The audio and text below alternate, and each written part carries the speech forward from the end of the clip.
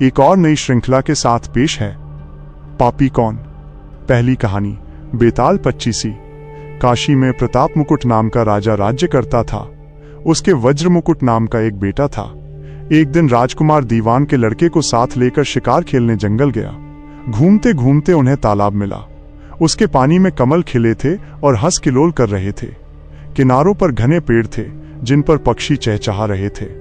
दोनों मित्र वहां रुक गए और तालाब के पानी में हाथ मुंह धोकर ऊपर महादेव के मंदिर पर गए। घोड़ों को उन्होंने मंदिर के बाहर बांध दिया। वो मंदिर में दर्शन करके बाहर आए तो देखते क्या है कि तालाब के किनारे राजकुमारी अपनी सहेलियों के साथ स्नान करने आई है।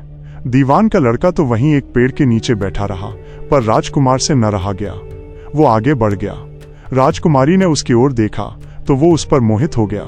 राजकुमारी भी उसकी तरफ देखती रही। फिर उसने किया क्या कि जूड़े में से कमल का फूल निकाला, कान से लगाया, दांत से कुतरा, पैर के नीचे दबाया और फिर छाती से लगा अपनी सखियों के साथ चली गई। उसके जाने पर राजकुमार निराश हो अपने मित्र के पास आया और सब हाल सुनाकर बोला, मैं इस राजकुमारी के बिना नहीं रह सकता, पर मुझे न तो उसका नाम मालूम है न ठिकाना। वो कैसे मिलेगी? दीवान के लड़के ने कहा। राजकुमार, आप इतना घबराए नहीं, वो सब कुछ बता गई है। राजकुमार ने पूछा, कैसे? वो बोला, उसने कमल का फूल सिर से उतारकर कानों से लगाया तो उसने बताया कि मैं कर्नाटक की रहने वाली हूँ। दांत से कुतरा तो उसका मतलब था कि मैं दंतबाट राजा की बेटी हूँ। पांव से दबाने का अर्थ था कि मेरा नाम पद्मावती है और छाती से लगाकर उसने बताया कि तुम मेरे दिल में बस गए हो। इतना सुनना था कि राजकुमार खुशी से फूल उठा। बोला, अब मुझे कर्नाटक देश में ले चलो। दोनों मित्र वहां से चल दिए। घूमते फिरते, सैर करते दोनों कई दिन बाद वहां पहुंचे। राजा के महल के पास गए तो एक बुढ़िया अपने द्वार पर बैठी चरखा काटती मिली। उसके पास जाकर दोनों घोड़ों से उतर पड़े और बोले, माई, हम सौदागर हैं, हमारा सामान पीछे आ रहा है, हमें रहने को थोड़ी जगह दे दो।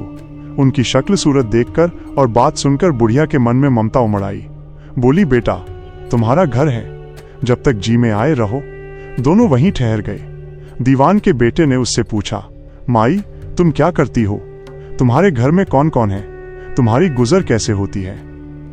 बुढ़िया ने जवाब दिया, बेटा, मेरा एक बेटा है जो राजा की चाकरी में है। मैं राजा की बेटी पहमावती की धाय थी। बूढ़ी हो जाने से अब घर में रहती हूँ। राजा खाने पीने को दे देता है। दिन में एक बार राजकुमारी को देखने महल में जाती हूँ। राजकुमार ने बुढ़िया को कुछ धन दिया और कहा, माई, कल तुम वहां जाओ तो राजकुमारी से कह देना कि जेठ सुदी पंचमी को तुम्हें तालाब पर जो राजकुमार मिला था वो आ गया है। अगले दिन जब बुढ़िया राजमहल गई तो उसने राजकुमार का संदेशा उसे दे दिया। सुनते ही राजकुमारी ने गुस्सा होकर हाथों में चंदन लगाकर उसके गाल पर तमाचा मारा और कहा, मेरे घर से निकल जा। बुढ़िया ने घर आकर सब हाल राजकुमार को कह सुनाया। राजकुमार हक्का बक्का रह गया। तब उसके मित्र ने कहा, राजकुमार, आप घबराएं नहीं, उसकी बातों को समझें। उसने देसों उंगलियां सफेद चंदन में मारी, इससे उसका मतलब यह है कि अभी 10 रोज चांदनी के हैं। उनके बीतने पर मैं अंधेरी रात में मिलूंगी। 10 दिन के बाद बुढ़िया ने फिर राजकुमारी को खबर दी तो इस बार उसने केसर के रंग में 3 उंगलियां डुबोकर उसके मुंह पर मारी और कहा, भाग यहां से। बुढ़िया ने आकर सारी बात सुना दी। राजकुमार शोक से व्याकुल हो गया। दीवान के लड़के ने समझाया, इसमें हैरान होने की क्या बात है? उसने कहा है कि मुझे मासिक धर्म हो रहा है, 3 दिन और ठहरो। 3 दिन बीतने पर बुढ़िया फिर वहां पहुंची। इस बार राजकुमारी ने उसे फटकार कर पश्चिम की खिड़की से बाहर निकाल दिया। उसने आकर राजकुमार को बता दिया।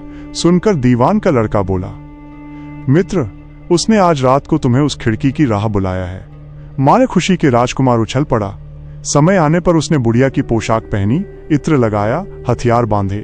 दोपहर रात बीतने पर वो महल में जा पहुंचा और खिड़की में से होकर अंदर पहुंच गया। राजकुमारी वहां तैयार खड़ी थी। वो उसे भीतर ले गई। अंदर के हाल देखकर राजकुमार की आंखें खुल गईं। एक से एक बढ़कर चीजें थीं। रात भर राजकुमार राजकुमारी के साथ रहा। जैसे ही दिन निकलने को आया कि राजकुमारी ने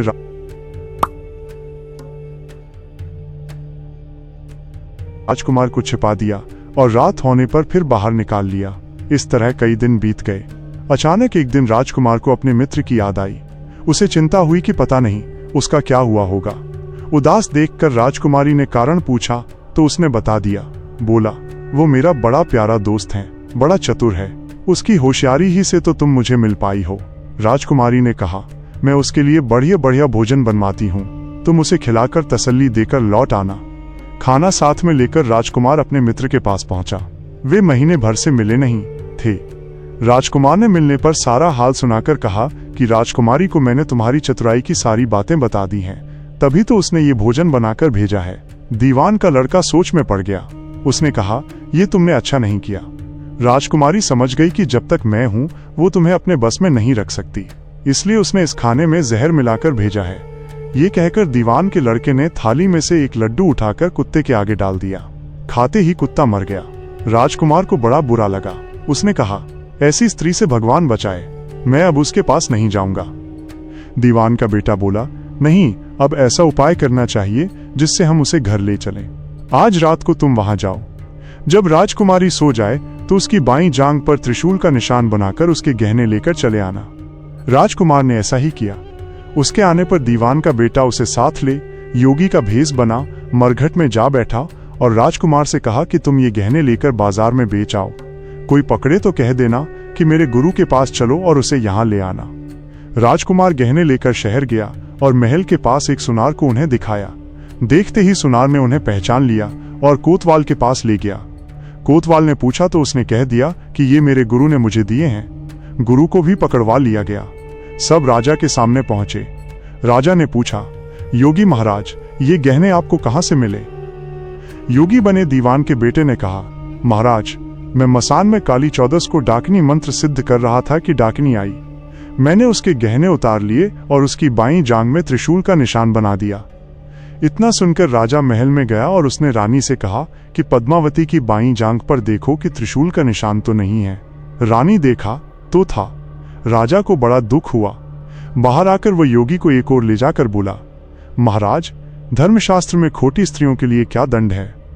योगी ने जवाब दिया, राजन, ब्राह्मण, गऊ, स्त्री, लड़का और अपने आश्रय में रहने वाले से कोई खोटा काम हो जाए तो उसे देश निकाला दे देना चाहिए।